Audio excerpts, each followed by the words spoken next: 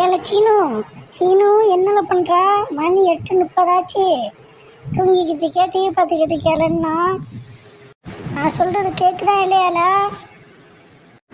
ஐயோ, இந்த அம்மா நம்மளை போட்டு படுத்துறாளே, நிம்மதியாக தூங்க முடியுதா? கேட்குதுமா,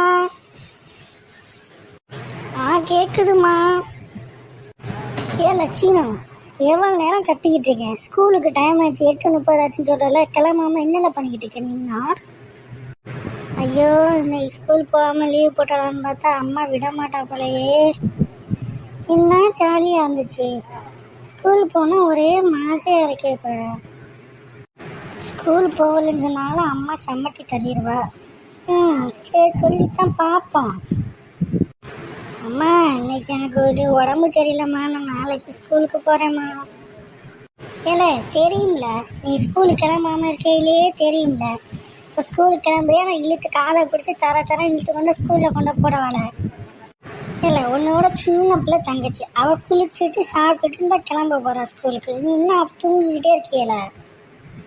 அம்மா, என் ஸ்கூல் ட்ரெஸ் எங்கே இருக்குது, எடுத்துட்டா, நான் கிளம்பணும், டைம் ஆயிடுச்சு. பாருல, தங்கச்சி என்ன ஆர்வமாக இருக்கா ஸ்கூலுக்கு போகிறதுக்கு, நீயும் தான் இருக்கிறேல. அம்மா, அண்ணன் என்ன லீவு போகிறேன்னு சொல்லிட்டானா? தெரியுமா எனக்கு? பள்ளி வாயை வச்சுக்கிட்டு இருடி சவனேன்னு அப்படி சமட்டி தள்ளிடுவேன்.